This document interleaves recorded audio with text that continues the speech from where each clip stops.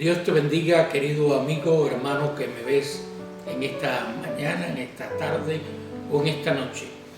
Es para mí un poquito preocupante el hecho de que de tantas personas que comenzaron a ver este canal, hoy en día pues quedan unos pocos. Y me pregunto si es que no le está siendo del todo útil o en qué podemos mejorar. Me gustaría saber un poquito al respecto. No sé si al mensaje anterior le puse bien el nombre. Si lo veo en un orden de acontecimientos físicos, sí, fue la primera muerte. Pero si lo veo desde otro aspecto, la primera muerte pues fue indiscutiblemente espiritual. Con la caída del hombre y aún antes en la tentación, y aclaro que ser tentado no es pecar, pero justamente vencer la tentación es la victoria del creyente con la ayuda del Señor para no pecar. Pero aún desde allí ya se vio de manifiesto las intenciones que el diablo tenía, sus técnicas para, en una combinación con nuestra naturaleza pecaminosa y nuestras debilidades carnales, hacernos caer.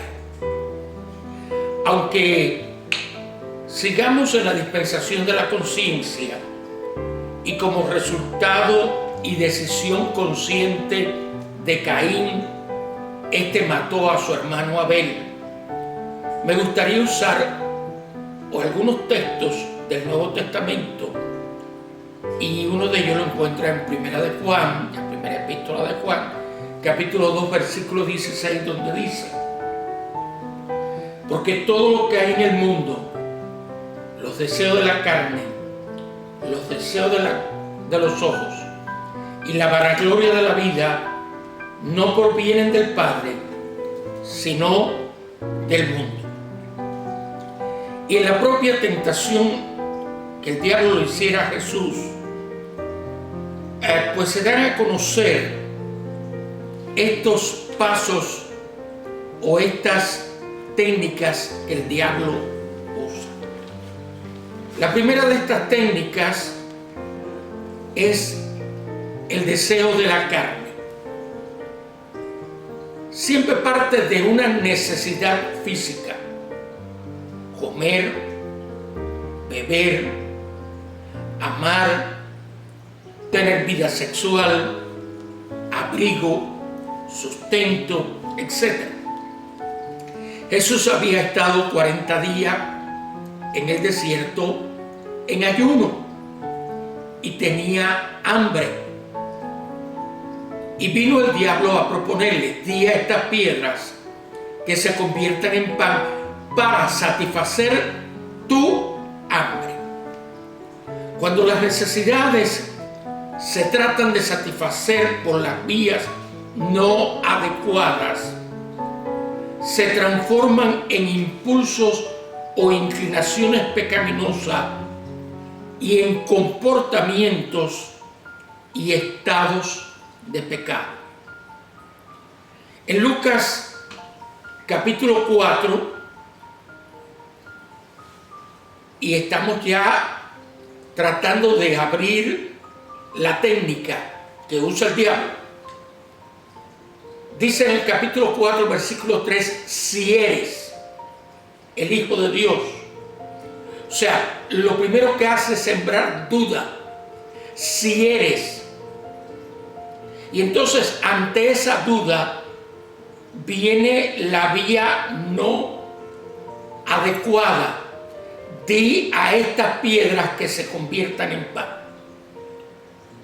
Cuando estamos actuando de esta manera y tratamos de satisfacer una necesidad biológica, natural, física, por una vía no adecuada, entonces caemos en un deseo de la carne. Y Pablo escribe a los Gálatas y declara cuáles son esos deseos de la carne, que, como es lógico, lo está englobando todo, y también hay un poquito de deseo de los ojos. Y habla y dice que son adulterio, fornicación, inmundicia, laxivia, y me llama la atención que pone el sexo en primer lugar, porque es una de las, vamos a decir, de los deseos más fuertes, junto con la alimentación que tiene el hombre, el ser humano. Y cuando estamos hablando de este sentido, tener un acto sexual con la esposa, con el esposo, es una vía adecuada. Ahora, lo mismo sucedería con un amante en el acto en sí, pero no es la vía adecuada y se convierte entonces en adulterio o se convierte en fornicación y entramos en actos de inmundicia y de laxivia. Entonces tenemos que tener cuidado porque podemos caer en los deseos de la carne por ir por una vía no adecuada. Cuando la vía es adecuada, cuando usted come una comida para satisfacer su hambre, usted no está pecando. Pero cuando usted sencillamente entra en la glotonería y entra en la gula, pues usted ya está pecando porque va más allá de la necesidad que tiene su cuerpo. Bueno, aquí tenemos más y dice idolatría, hechicería, enemistades, pleitos, celos, iras, contiendas, disensiones, herejía, envidias, homicidio, borrachera, orgía y cosas semejantes a esta, acerca de las cuales os amonesto, como ya los he dicho antes, que los que participan de tales cosas no heredarán el reino de Dios. Entonces aquí tenemos la primera técnica, el deseo de la carne, tratar de satisfacer por vía no adecuada nuestras necesidades físicas y materiales. El segundo deseo es el deseo de los ojos, o la segunda técnica, y es parte de una necesidad psicológica. Ya aquí no es una cuestión material en sí, sino psicológica. Conocer, tener, ver cosas nuevas, novedosas, etc. es parte de nuestras inquietudes psicológicas. Por ejemplo, en Génesis 3:1, que le dice el diablo a Eva, con que Dios os ha dicho. O sea, la duda con que Dios os ha dicho. Pero de allí añade en el versículo 5, bien sabe Dios que el día que comas, o sea, pone todo en duda, pero a la misma vez está creando un proceso imaginario. Dios ha dicho, mira, si tú conocieras de verdad el asunto, si tú profundizaras en esto. Ahora, la otra cosa que se añade a esto es lo que dice Génesis 3:6. El fruto era agradable a los ojos. O sea, no lo había probado, no lo había tocado, pero era agradable a los ojos. Entonces, satisfacer por vías no adecuadas nuestras necesidades psicológicas de conocimiento, de tener bienes, de conocer cosas nuevas, de ver cosas novedosas. Cuando esas necesidades psicológicas se buscan satisfacer por las vías no adecuadas, caemos generalmente en pecado. Se convierte en un anhelo codicioso por las cosas que vemos y nos resultan atractivas. Hay una historia de un campesino que escuchó que su vecino se había comprado un traje de casimir. Casimir es un tipo de tela. Y él entendió de casimir y fue a una tienda y se compró un traje de 1000 y pico, y entonces decía por doquier: mi vecino se compró uno de casi 1000 y yo de uno de 1000 y pico. Todo ya en un deseo de carne por una apreciación psicológica y una mala interpretación. La envidia, la codicia, la lujuria, la hipocresía son parte de este género. Es muy peligroso porque al no ser material es mi impulso primario y lo puedo esconder o falsear, y aunque generalmente se lleva en algún momento a la realización física, pues yo puedo aparentar una espiritualidad, un bien, un bueno, y en realidad estoy pecando con los deseos de los ojos. En el caso de Jesús, que está en Lucas 4, 5 al 7, el diablo le dice y les muestra los reinos de este mundo y le dice: te los voy a dar todo y su gloria, porque a mí me pertenecen, te los voy a dar sin que tú tengas que morir en la cruz, porque yo soy bueno. Esto es el diablo. Porque te quiero librar de sufrimientos, porque yo también te puedo dar beneficios satisfactorios. Y por eso hay tantas personas siguiendo las ideas satánicas a través de distintas religiones, porque encuentran un mitigar de su necesidad espiritual sin realmente satisfacerlas completamente, sino en apariencias. Cuidado con esto. La tercera de las técnicas es la soberbia de la vida o vanagloria de la vida.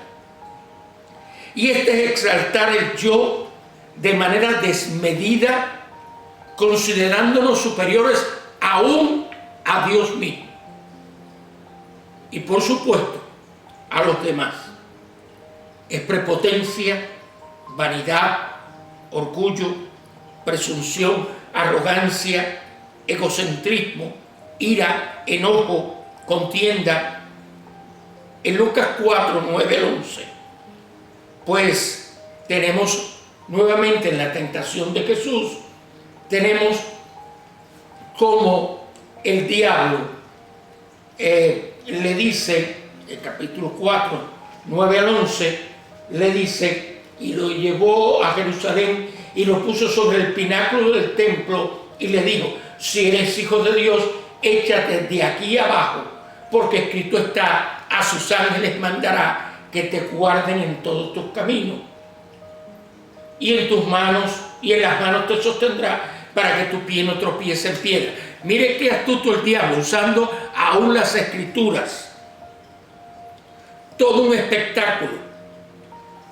Cristo cayendo, los ángeles sosteniéndolo, iba a ser aceptado por los judíos, por lo que los gentiles entonces no tendrían mucha participación del proceso salvífico, o habría que haber creado otro sistema, porque a los suyos vino y los suyos no le recibieron, y entonces le dio potestad de que fueran hijos de Dios todos los que acepten su nombre, judíos, gentiles, griegos, excitas, en fin, bárbaros, todos los que acepten su nombre. Ese fue el detonante en la vida de Caín. Ese fue lo fundamental, que se llenó de ira, se llenó de pretensión, como Abel va a ser mejor que yo si él es mi segundo hermano, él es el menor, yo soy el primogénito. Cuidémonos de estas cosas. Van a venir, pero escuche lo que dice la palabra en el libro de Romanos. En el libro de Romanos, pues hay una palabra interesante en el capítulo 8, versículo 1, y dice así: ahora pues ninguna condenación hay para los que están en Cristo Jesús, los que no andan conforme a la carne, sino conforme al Espíritu. Porque la ley del Espíritu de vida en Cristo Jesús me ha librado de la ley del pecado y de la muerte. Y añade en el versículo 6 de la siguiente manera: porque el ocuparse de la carne es muerte, pero el ocuparse del Espíritu es vida y paz. Y luego en el versículo 26 dice: y de igual manera el Espíritu nos ayuda en nuestras debilidades, pues ¿qué hemos de pedir como conviene? No lo sabemos, pero el Espíritu mismo intercede por nosotros con gemidos indecibles. Así que el Espíritu nos ayuda. Esto lo encuentro mirando mis notas. El Espíritu nos ayuda con la palabra, como hizo el Señor. Escrito está. Y una buena conciencia cristiana, conquistaremos victoria y echaremos fuera el pecado. Dios te bendiga. Amén y amén.